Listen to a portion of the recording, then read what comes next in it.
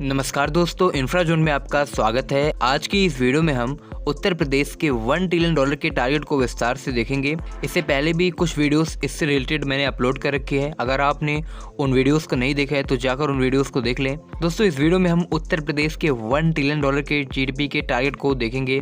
और अगर आपने इसमें बहुत सारी चीज़ें पहले से देख रखी है तो आप टाइम स्टैम्प्स के अकॉर्डिंग इसको स्किप कर सकते हैं।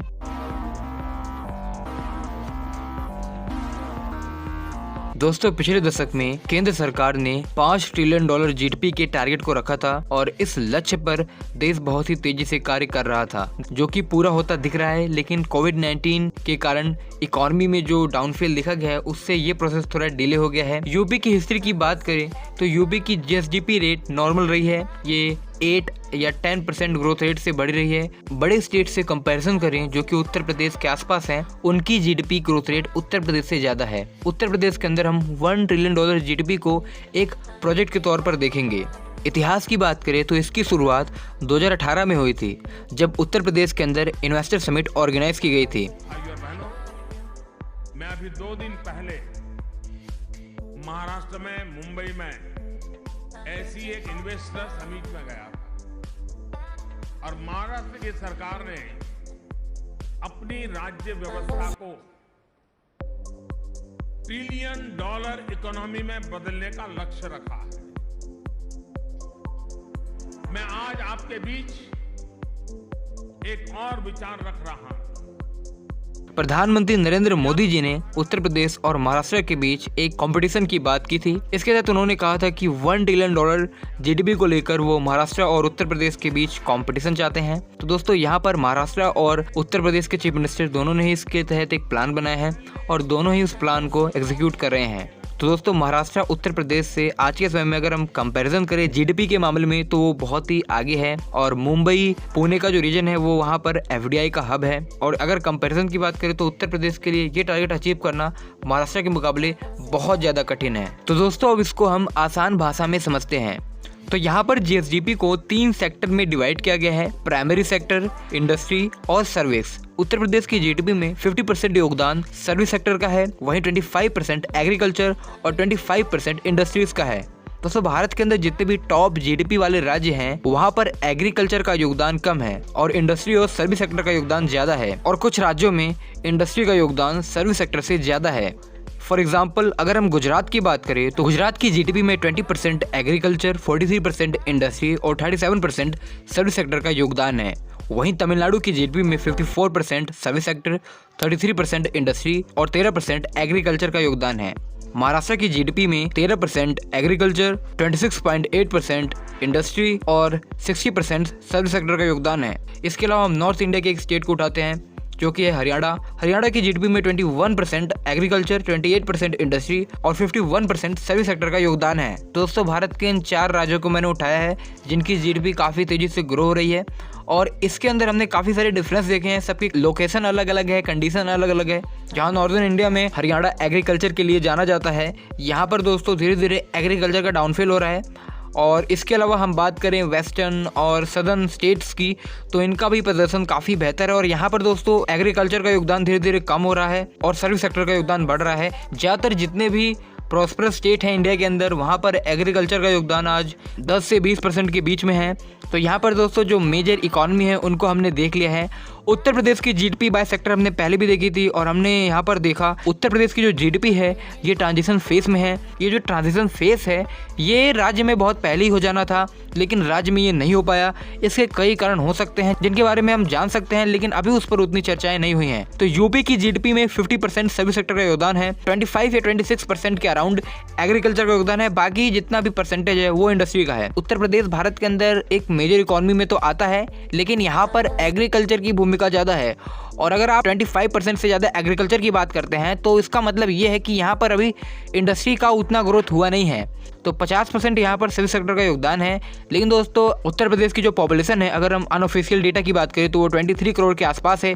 और अगर दोस्तों इतनी जनसंख्या उत्तर प्रदेश की है और जिन राज्यों से हम उत्तर प्रदेश का कंपैरिजन कर रहे हैं जैसे कि महाराष्ट्र, तो यहाँ पर 12-13 करोड़ के आसपास जनसंख्या है, गुजरात की 7 करोड़ के आसपास, तमिलनाडु की 8 करोड़ के आसपास और हरियाणा की 3 करोड़ के आसपास। तो इस हिसाब से दोस्तों उत्तर प्रदेश की पॉपुलेशन 2 गुना 3 गुना और कई राज्यों से 4 गुना है। यहाँ पर जिस प्रकार की इंडस्ट्रीज मजबूत होनी चाहिए उसमें काफ़ी अंतर है और वो काफ़ी अलग होनी चाहिए। तो जैसा कि हम देखते हैं कि सर्विस सेक्टर जो है इसका बहुत बड़ा योगदान है और ज़्यादातर जो बड़े स्टेट हैं या देखा जाए जितने भी एमर्जिंग स्टेट्स हैं वहाँ पर सर्विस सेक्टर का योगदान बढ़ रहा है, आईटी इंडस्ट्रीज़ का योगदान बढ़ रहा है। वैसे देखा जाए तो उत्तर प्रदेश में इसका योगदान काफ़ी ज़्यादा है, 50% के आसपास है और इस हिसाब से देखा जाए तो उत्तर प्रदेश की इकॉनमी भी काफ़ी अच्छी है। लेकिन उत्तर प्रदेश की जैसे मैंने आपको बताया कि पॉपुलेशन बहुत ज़्यादा है। जैसे कि हम जिन राज्यों की बात कर रहे हैं जैसे कि तमिलनाडु, गुजरात, जहाँ पर अब सर्विस सेक्टर बढ़ रहा है, लेकिन दोस्तों यहाँ पर आपको ये भी देखने की ज़रूरत है कि एग्रीकल्चर का परसेंटेज कम है और सर्विस सेक्टर में अगर कम जनसंख्या वाला क्षेत्र है और वहाँ पर सर्विस सेक्टर मजबूत हो रहा है तो इससे काफ़ी फ़ायदा होगा, क्योंकि यहाँ पर काफ़ी सारा पैसा है और बहुत ही कम पॉपुलेशन से बहुत अच्छा पैसा यहाँ जनरेट हो सकता है। लेकिन सर्विस सेक्टर भी कई लेयर्स में बटी हुई है।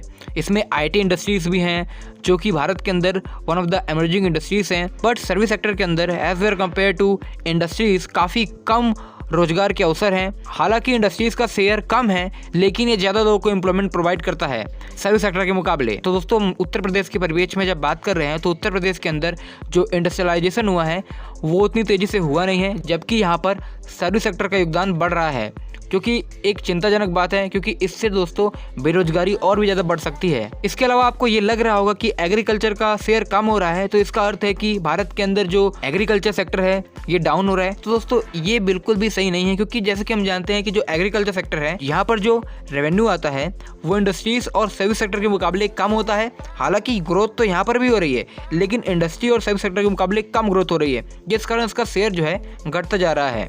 तो उत्तर प्रदेश में एग्रीकल्चर का योगदान 25% के आसपास है और यहाँ पर दोस्तों जॉब्स की कमी है, इसलिए लोग एग्रीकल्चर करते हैं, उन्हें सही जॉब मिल नहीं पाती है। तो जैसे मैंने आपको पहले बताया कि जो सर्विस सेक्टर है ये कई लेयर्स में बटी हुई है, इसमें लॉजिस्टिक, एंटरटेनमेंट, आईटी, ट्रैवल ये सभी आता है।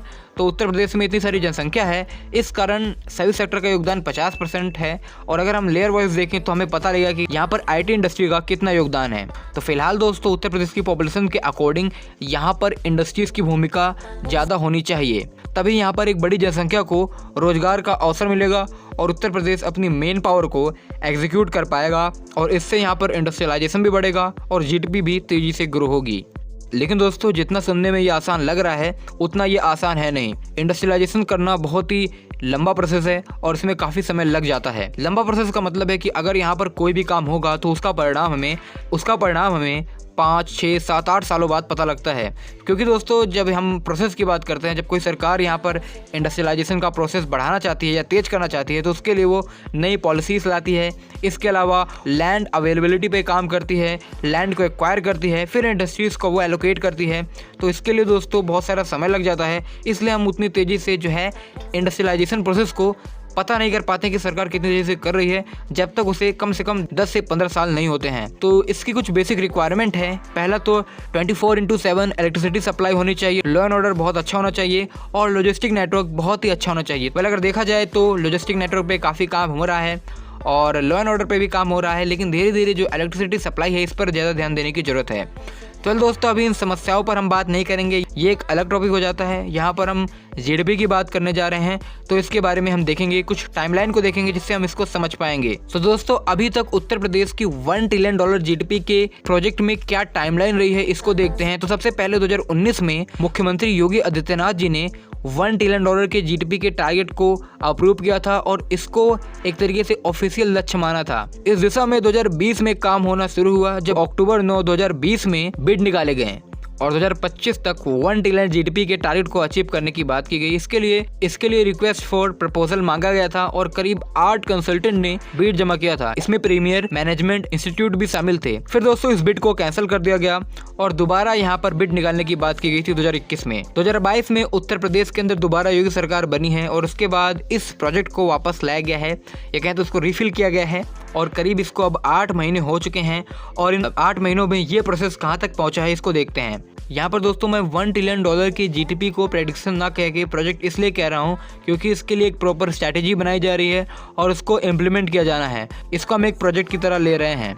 तो इस प्रोजेक्ट के तहत सबसे बड़ी अपडेट ये है कि 6 अगस्त 2022 को जब यूपी गवर्नमेंट और डिलॉयटे इंडिया के बीच MOU साइन किया गया। हालांकि स्टेट गवर्नमेंट ने 19 जुलाई को ये डिसाइड कर लिया था कि हम डिलॉयटे इंडिया को एज अ कंसल्टेंट हायर करेंगे एमओयू साइन होने के बाद यूपी गवर्नमेंट ने कहा है कि करीब 90 डेज के अंदर इस पूरे टाइम पीरियड में डेलोइट इंडिया जो भी फ्यूचर एक्शन प्लान होने वाले हैं इस पर एक प्रेजेंटेशन सरकार के बीच पेश करेगी। इसके तहत सेक्टर वाइज स्टडी कंडक्ट की जाएगी। नवंबर के बीच में हो सकता है कि ये सारा जो इनका फ्यूचर प्लान है इसको यूपी गवर्नमेंट के सामने पेश किया जाएगा कि कैसे 2027 तक यूपी गवर्नमेंट $1 ट्रिलियन के टारगेट को अचीव कर सकती है। तो दोस्तों मैंने ये आपको कार्यक्रम बताया है जिस पर काम हो रहा है।